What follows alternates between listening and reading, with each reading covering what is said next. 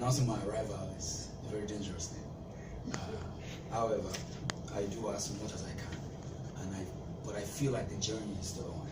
And because the journey is still on, it's very important for me to be able to evolve again, to test myself, to push myself beyond the limits. But if you want to know if Brymo is doing great musically in my market, in my primary market, which is the Nigerian market, yes, you can compare Brymo to anything in that market. And outside your primary market? There's always a lot out there.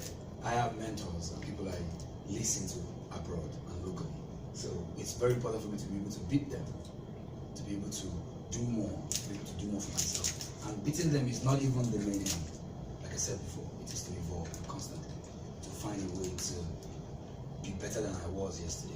I need to be 40 years old and be listening to my album and be like, this is better than M.anifest, this is better than Tabula Rasa, this is better than Beatles.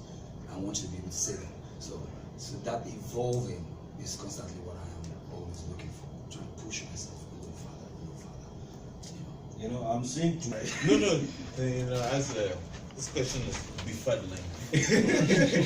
No, because I've always said, I always know I stand as an alternative to mainstream, but I think I also function as an alternative in the mainstream as opposed to an alternative to the mainstream. So one thing is for sure, a lot of people know and listen to me in Ghana. So it gets tricky because maybe the metrics you're now beginning to use is sort of if I have a song that plays 5 times every hour on radio, and that metric might be a false metric because probably more people spend time with my body of work than most other artists. That's how I feel. I feel like there are very few artists here that people spend time on their music, and I'm probably currently unfortunate enough to be around that area. So it's a funny thing because Ghana is what gives me that push, so that if BBC comes and wants to do a world beat, they'll come to me not just because of my artistry, but because I also have credibility at home, you know. And so it's a tricky question because the metrics that you're measuring by is tricky. Like when I go and do a show at the university, and these are sort of a very important, I guess, market or audience because they are the most vocal everywhere, whether social media. It's quite something, you know. Sometimes it surprises me myself. I remember even when I was quiet and working on Nowhere Cool, we went to Rapport all week, and I was supposed to do a couple of songs. I ended up doing an hour, and these kids knew songs that I didn't expect. So that's why I put in when I had a guy when I go spot there for Rapport, you know, because I was just like, yo, I'm not really active. I'm working on Nowhere Cool. I just put out 1 or 2 songs, but they really sit with the music. So I don't know if the premise of your question is true. Number one, I'm fortunate enough to be able to play in other places, partly because of even the reverberations from Ghana, and also because of just the credibility of the music I do.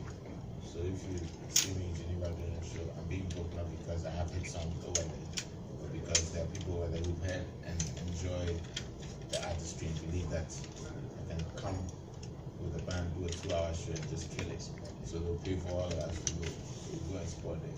So I'm fortunate enough because so that one is about the art and then the credibility of it. But I mean, do you want to talk numbers? Whether it's social media, I'm high up there in everything. You can't.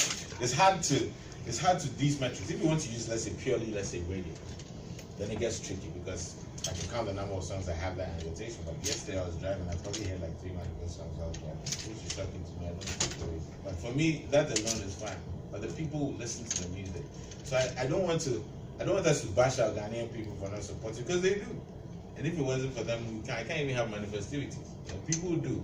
It's just that maybe we can actually start questioning the industry people who play a role. Maybe if you don't see me at so and so big shows, because maybe the people who control it don't have the same appreciation as the people do for my music, and maybe I'm not willing to pay for the same value of it. So maybe that's more the question, because these are the metrics people use. Oh, you came to do 2 songs on a stadium show, you know. But somebody calling you to come and do it, you know. So like Brymo said, it's kind of pre-arranged, you know. It's bankroll. You know, it's the game is rigged.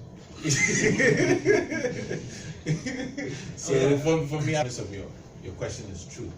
You know, what I am trying to do is grow bigger everywhere, and coming back from America and settling back in Ghana, I think has been great. As much as it's a struggle infrastructure wise and financially, you have to figure it out. You have to be more of an entrepreneur. I think the Ghanaian support for me has helped. You know what I mean? Like all these now MTV based people are doing lists and whatever because they're paying attention to what I'm doing in Ghana. So I don't think it's just because over in some place they're pushing my music more. I think what I do here gives me credibility. So, Brymo,